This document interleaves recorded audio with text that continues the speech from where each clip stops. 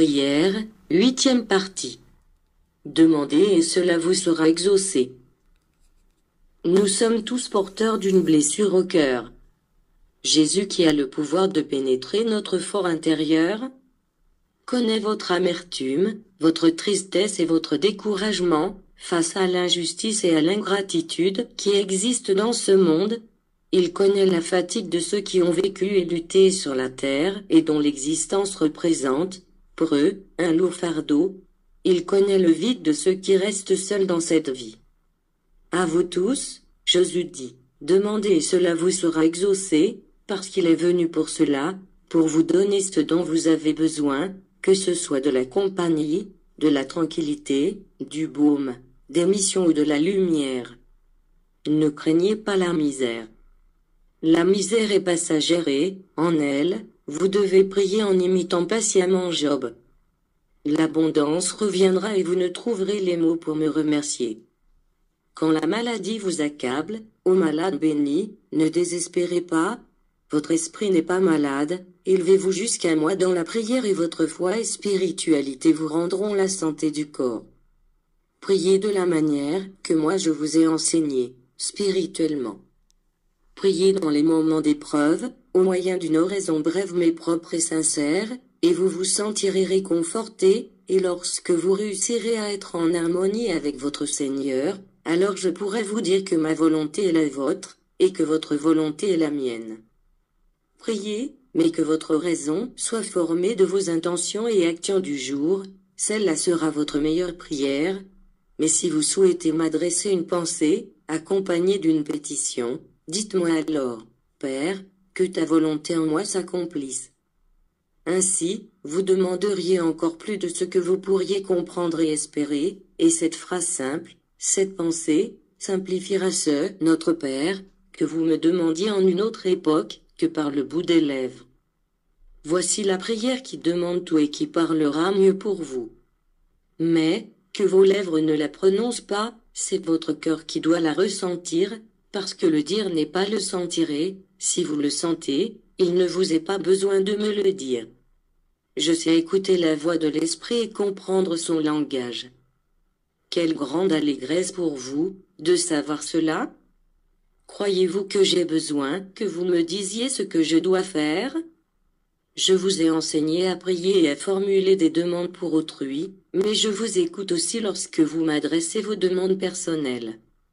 Je reçois votre prière, mais je vous dis que le temps où je vous accordais tout selon votre pétition est passé, parce que vous étiez petit.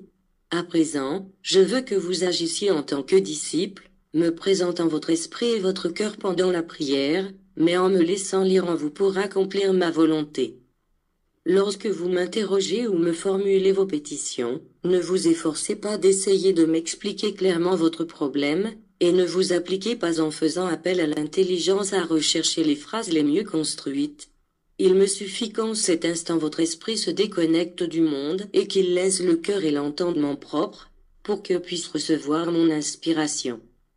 À quoi vous servira-t-il de me prononcer de très belles paroles si vous n'êtes pas capable de sentir ma présence en votre fort intérieur? Je sais tout et vous n'avez rien à m'expliquer pour que je puisse vous comprendre. Si vous pouvez comprendre ma doctrine, elle vous offrira beaucoup de satisfaction et de nombreuses opportunités de pouvoir vous élever. Apprenez à prier avant de prendre n'importe quelle décision, parce que la prière est la manière parfaite de formuler des demandes à votre Père, puisque par son biais, vous demanderez lumière et force pour avancer dans la lutte. En priant, très vite parviendra, à votre compréhension, l'illumination qui vous permettra de distinguer clairement le bien du mal, ce qui convient et ce que vous ne devez pas faire, et cela constituera la preuve la plus tangible que vous sûtes vous préparer pour écouter la voix de la conscience. Souffrez les peines avec patience et, si vous n'arrivez pas à comprendre la signification de vos épreuves, priez, et moi je vous révélerai leur sens, afin que vous soyez satisfaits. Toutes les fois que vos lèvres ou votre pensée me dit « Seigneur, ne me nie pas ton pardon », vous démontrez votre ignorance, votre confusion et le peu que vous me connaissez. Me dire à moi de m'apitoyer sur votre douleur? Me demander de faire preuve de miséricorde envers mes enfants? Me supplier, moi, de pardonner vos péchés, moi qui suis l'amour, la clémence, la charité, le pardon et la pitié?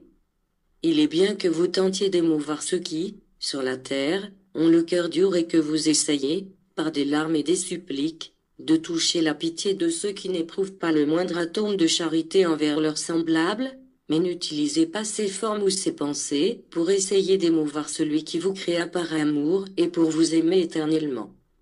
Soyez satisfaits avec les grandes charités que le Père vous a confiées pour tout ce qui est en relation avec la vie humaine sur la face de la terre, et ne lui demandez pas ce qui peut entraîner la perdition de votre esprit et votre corps. J'ai davantage à vous donner que vous, à me demander, et je suis celui qui sait véritablement ce dont vous avez besoin en chemin. Je vous ai dit que si vous pouvez respecter ma loi, vous me contemplerez dans toute ma splendeur.